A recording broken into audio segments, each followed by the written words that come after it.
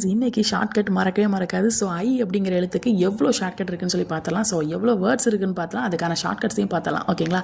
So I அப்படிங்கிறத கொஞ்சம் ஒரு சில வேர்டு வந்து முக்கியமான வேர்ட்ஸை வந்து பாருங்கள். தலைவன்.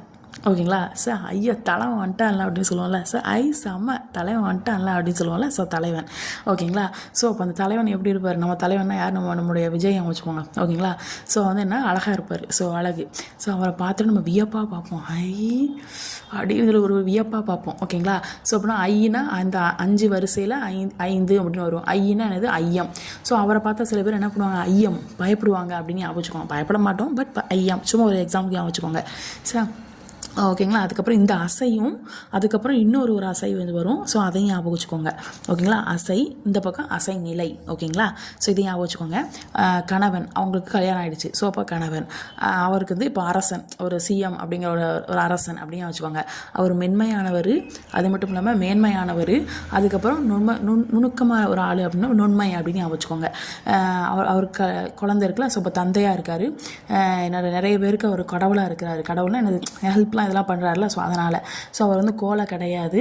ஸோ அப்படி ஞாபகம் வச்சுக்கோங்க. ஸோ சொல்லாக்க விகுதி இது நீங்களாம் ஞாபகம் வச்சுக்கோங்க. ஐங்கிறது 2ஆம் வேற்றுமை உருபுன்னு உங்களுக்கு தெரியும். ஸோ இதெல்லாம் விஜயை பற்றி பார்த்துட்டு இருக்கோம்னு ஞாபகம் வச்சுக்கோங்க.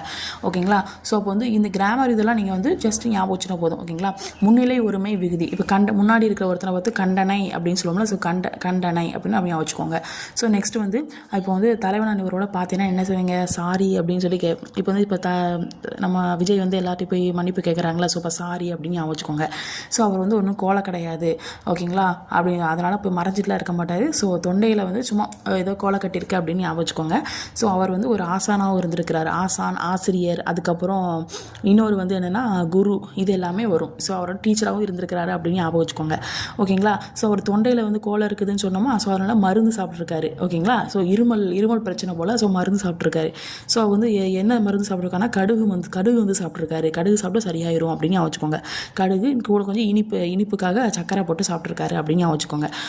அவங்க வீட்டில் ஒரு கன்னி பொண்ணு வந்து இருக்காங்க. அவங்க பொண்ணு இருக்காங்க அப்படின்னு ஞாபகம் வச்சுக்கோங்க. ஸோ ஆல்ரெடி மேன்மை சொல்லிட்டேன். ஸோ ஒரு மேன்மையானவர். ஸோ அவருக்கு வந்து உருளைக்கிழங்குனா ரொம்ப பிடிக்கும். ஸோ இப்போ கிழங்கு. ஓகேங்களா? துர்க்கை சாமியை ரொம்ப பிடிக்கும். துர்க்கைக்கு தும்பப்பூ வந்து வச்சுருப்பார். ஓகேங்களா? ஸோ அதுக்கப்புறம் பிடிச்ச பேர்டு வந்து பார்த்திங்க அப்படின்னா பருந்து. ஓகேங்களா? பருந்து ரொம்ப பிடிக்கும் யாருக்கு? நம்ம விஜய்க்கு. ஸோ அதான் தலைவன். ஓகேங்களா? ஸோ நெக்ஸ்ட் வந்து பார்த்திங்கன்னா பெருநோய், அதுக்கப்புறம் ஆசை பாசனம். இது வந்து நீங்களே யோசிச்சுக்கோங்க. தலைவரை கைது பண்ண முடியாது. ஸோ பெருநோய், அதுக்கப்புறம் ஆசை பாசனம். ஓகே, அவருக்கு நிறைய ஆசைகள் இருக்குது. ஆசை பாசம் நிறைய இருக்குது அப்படின்னு யோசிச்சுக்கோ. அப்போ ஆசை பாசனம், பெருநோய் மட்டும் ஞாபகம் வச்சுக்கோங்க. அவருக்கு பெருநோய் மட்டும் வரவே கூடாது அப்படிங்கிற மாதிரி யோசிச்சுக்கோங்க. இதான் ஐக்கான ஷார்ட்கட்.